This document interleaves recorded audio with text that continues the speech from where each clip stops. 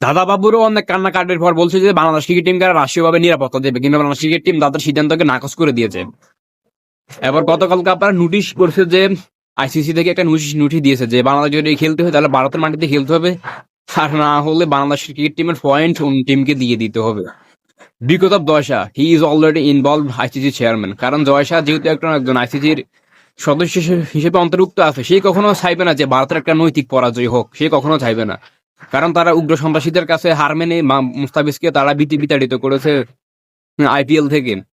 এখন Bangladesh government, Bangladesh cricket board যদি তাদের সিদ্ধান্তের উপর যদি অটল থাকে যে আমরা খেলবো না, খেলার দরকার না, আমরা এটা ওয়াক ওভার করে দেবো, এটা করলে এটা একটা ভালো সিদ্ধান্ত হবে। আর বাংলাদেশ এটা কি একটা ক্রিকেট টিম, এরা কখনো পারবে না, জিতবো না, দরকার নাই, খেলার দরকার নাই এখানে।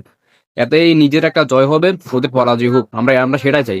আমরা এজ ক্রিকেট ফ্যান হিসেবে আমরা সেটাই চাইবো, যেন তাদের মাঠে দিকে খেলার দরকার নাই। যেহেতু এখানে একটা আইসিসির একটা ইভেন্ট আয়োজন করলে যে তাদের এখানে একটা অনেক ব্যাপার স্যাপার আছে, যে হোটেল ম্যানেজমেন্ট, এয়ার টিকেট, তারপরে হোটেল বুকিং, এরকম, তারপরে এভরিথিং যা আছে আর কি, মিডিয়া ব্রডকাস্টিং থেকে শুরু করে খেলা ব্রডকাস্টিং, এটার মতো অনেক মানে প্রফিটের একটা ওই ব্যাপার স্যাপার থাকে আর কি। ওইটাও তারা চাইবে না যেন তাদের ক্ষয়ক্ষতি হোক। সেই জন্য আর কি, যেহেতু বাংলাদেশের ক্রিকেট টিম তারা নিরাপত্তা দিতে পারবে না, তারা একজনকে মানে নিরাপত্তা দিতে তারা সংশয়, তারা দ্বিধাবোধ করছে, তারা উগ্রবাদীদের কাছে তারা আত্মসমর্পণ করেছে। এখন এখানে বাংলাদেশের ক্রিকেট ফ্যান, তারপরে মিডিয়া ম্যানেজমেন্ট, তারপরে coaching staff, Bangladesh cricket player, everything যা আছে, এদের সবাইকে এরা নিরাপত্তা দিবে কিভাবে? ওই এদের মাটিতে গিয়ে আসলে খেলার দরকার নাই।